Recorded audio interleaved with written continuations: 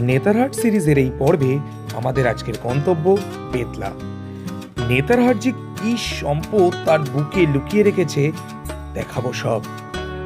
ঝাড়খণ্ডের সব থেকে উঁচু জলপ্রপাতের বাড়িধারা দেখিয়ে আপনাদের নিয়ে যাব ইতিহাসের এক চলমান গড়ে। দাবি করে বলতে পারি সেই অভিজ্ঞতাও আপনাদের শিহরিত করতে বাধ্য।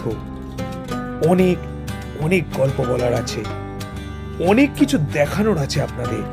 শুধু সঙ্গে থাকবেন এই জার্নিটা শেষ অবধি দেখার জন্য।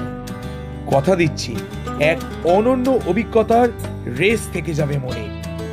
আর যারা আমাদের এই ভিডিও প্রথমবারের জন্য দেখছেন তাদের বলি, আমি এরকম ট্রাভেলের গল্প বলতে ভীষণ ভীষণ ভালোবাসি। তাই আপনাদের যদি ভালো লাগে আমাদের এই গল্প তবেই সাবস্ক্রাইব করবেন, কেমন? কোনো রকম জোড়াজুড়ির ব্যাপারই নেই। তাহলে আর দেরি না করে শুরু করা যাক আজকের আমাদের এই গল্প।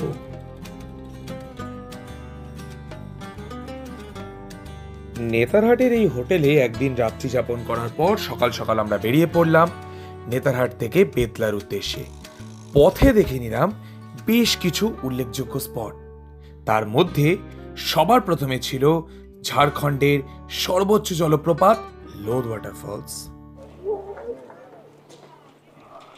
সো চলে এসেছি আমরা আমাদের নেতারহাট থেকে বেতলা যাওয়ার প্রথম স্পটে, লোদ ওয়াটারফল। এখানে ঢুকতে পার হেড 10 রুপিস করে এন্ট্রি চার্জেস আর 50 rupees as a parking charges নেওয়া হলো। তো চলুন এবার ঢোকা যাক ঝাড়খণ্ডের সবচেয়ে উচ্চতম জলপ্রপাত লোদ ওয়াটারফলসে। চারিদিকে দেখতেই পাচ্ছেন ঘন জঙ্গল, আর জঙ্গলের মাঝখান দিয়েই আমরা উঠে যাচ্ছি লোদ ওয়াটারফলসের জন্য। নর্মালি আমরা যেটা দেখতে পেয়েছি, যেরকম রাঁচিতে যে ওয়াটারফলগুলোতে গেছিলাম সবগুলোতে প্রথমে নামতে হচ্ছিল, তারপরে উঠতে হচ্ছিল।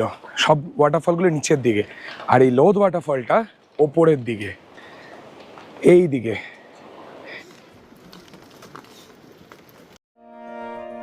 চলুন তাহলে এবার একটু ইচ্ছে ডানায় ওড়া যাক। কি কেমন, কি মনে হচ্ছে না জলের জায়গায় জলপ্রপাত থেকে দুধ ঝরে পড়ছে? প্রকৃতির কি অদ্ভুত খেলা, তাই না? 469 ফিট উচ্চতা থেকে বুড়া রিভার এখানে পতিত হয়ে এই লোদ ওয়াটারফলসের সৃষ্টি করেছে। সো ফাইনালি চলে এসেছি আমাদের এই নেতারহাট থেকে বেতলা যাওয়ার প্রথম স্পটে, যার নাম লোদ ওয়াটারফলস। এই আমার পেছনে দেখতে পাচ্ছেন আপনারা লোদ ওয়াটারফলস, যেটা ইনিশিয়েশন পয়েন্ট, একদম উঁচু জায়গাটা, সেটা হচ্ছে ডিফারেন্ট একটা ডিস্ট্রিক্ট, সেটা ছত্তিশগড়। ছত্তিশগড় থেকে 465 ফিট এই বুড়া রিভার ওপর থেকে নিচে নেমে এসে প্রবাহিত হয়েছে, এবং সেটা ঝাড়খণ্ড ডিস্ট্রিক্টের মধ্যে। তার মানে দুটো ডিস্ট্রিক্টকে এখানে কভার করছে, ছত্তিশগড় থেকে ইনিশিয়েশন আর এন্ড পয়েন্টটা হচ্ছে ঝাড়খণ্ড। দুটো স্টেটের মধ্যে দিয়ে এই বুড়া রিভার প্রবাহিত হয়েছে, আর এটাই ঝাড়খণ্ডের সবচেয়ে উচ্চতম জলপ্রপাত, আর ইন্ডিয়ার রেসপেক্টে 21তম। তো অবশ্যই আপনারা যদি নেতারহাট থেকে সাইট সিইং করেন তাহলে অবশ্যই লোদ ওয়াটারফলস আসবেন, আর নেতারহাট থেকে বেতলা যদি আপনারা যান তাহলে অবশ্যই তো এখানে আসবেনই। খুবই সুন্দর। আমরা কতটা স্টেয়ার্স অতিক্রম করে এসেছি সেটা আপনাদেরকে যাওয়ার সময় আমরা গুনে আপনাদেরকে বলে দেবো। আমার ধারণা অ্যাপ্রক্স 200 মতো। খুব একটা টাফ কিছু নয়, আপনারা সবাই আসতে পারবেন। যারা শারীরিকভাবে সক্ষম তারা অনায়াসে এখানে আসতেই পারবে। খুবই ভালো লাগবে। অবশ্যই এই লোদ ওয়াটারফলসে আসুন, ফটো ভিডিও তুলুন, এবং আপনাদের দুর্দান্ত লাগবে। আরেকটি জিনিস বলে দেওয়ার, এখানে একটা সেতু মতো বানানো আছে যেখান দিয়ে আপনারা ফলসের একদম কাছাকাছি পৌঁছাতে পারতেন, বা দুঃখের বিষয় এখন এই সেতুটা ভেঙে যাওয়ার কারণে এই জায়গাটা কিন্তু বন্ধ করে দেওয়া আছে। সেজন্যই আপনাদেরকে কিন্তু আমরা ওই সেতু অবধি গিয়ে আপনাদেরকে আমরা দেখাতে পারলাম না, এটাই দুঃখের বিষয়। বাকি লোদ ওয়াটারফলস খুব সুন্দর, অবশ্যই আপনারা আসুন, আপনাদের খুব ভালো লাগবে। লোদ ওয়াটারফলস দেখে এবার আমরা আবার এগিয়ে চলি পরবর্তী সাইট সিইং এর জায়গায়। মাঝে আমাদের সবারই খুব খিদে পেয়ে যায়, সে লোদ ওয়াটারফলসে এতটা সিঁড়ি ক্লাইম ডাউন ক্লাইম আপ করতে করতে। চলে এসেছিলাম একটা নিকটবর্তী হোটেল, যার নাম রাজু হোটেল। সেখানে গিয়ে দুর্দান্ত একটা ভেজ থালি খাই। আমাদের পার্সোনালি 120 টাকার এই ভেজ থালিটা জাস্ট অসাধারণ লেগেছিল। সেখান থেকে আমরা পৌঁছে যাই পরবর্তী জায়গা, যার নাম সুগ্গা বাঁধ ওয়াটারফল।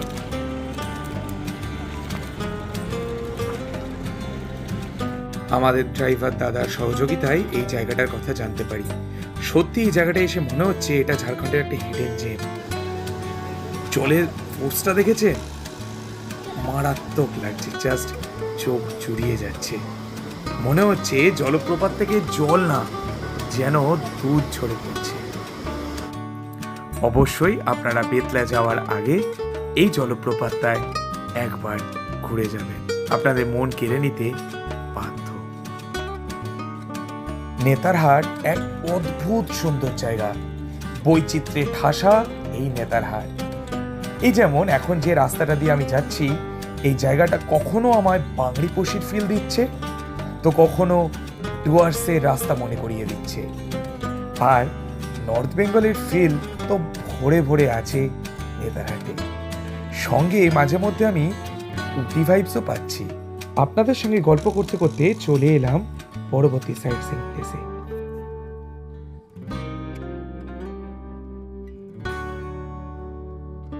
এখানে প্রবেশ করেই দেখতে পেলাম একটা ব্রিজ, যেটা ক্রস করে আমাদেরকে দেখতে হবে মির্চাইয়া ওয়াটারফল।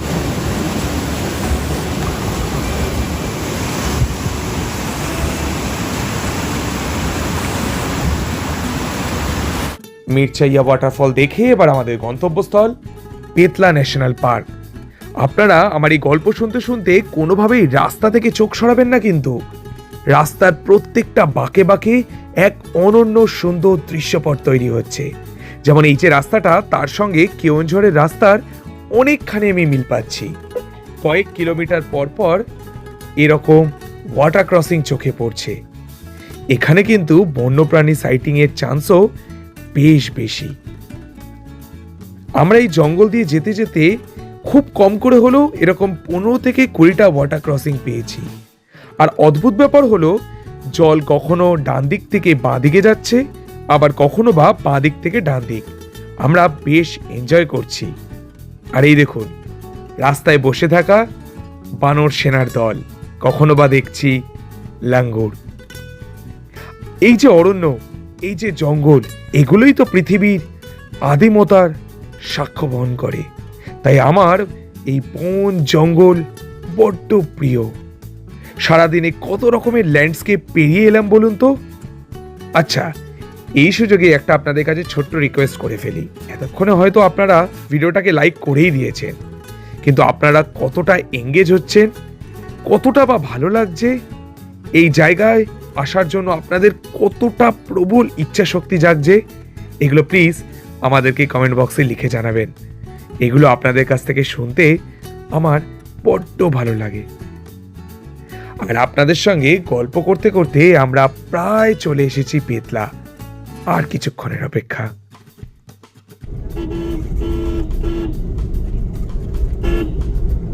জঙ্গলের নিস্তব্ধতা আর প্রকৃতির রূপ আমি যেন চেটে পুটে আস্বাদন করছিলাম।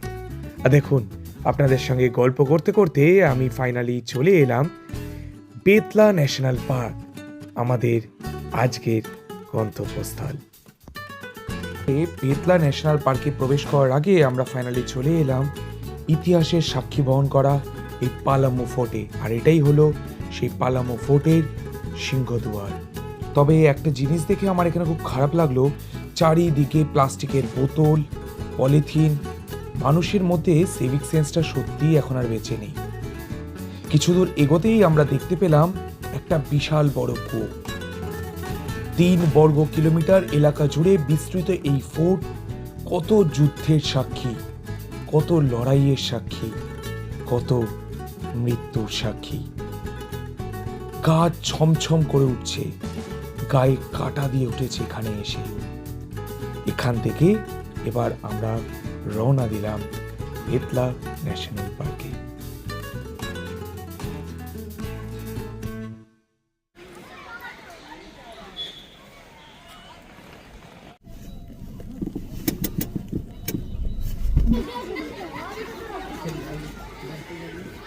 সো ফাইনালি আমরা চলে এসেছি বাদরের রাজ্যে, বেতলা ন্যাশনাল পার্ক। ওরে বাবা, চিচি করছে। আজকে এই আমাদের যাত্রা ছিল from Netarhat to Betla national park. চলে এসেছি বেতলা ন্যাশনাল পার্কে। এই আজকে আমাদের ট্রি হাউস, এই আজকে আমাদের রাত্রিবাসের জায়গা, যেখানে আজকে আমরা থাকবো। বেতলা ন্যাশনাল পার্কের ভেতর তৈরি হওয়া নতুন ট্রি হাউসে।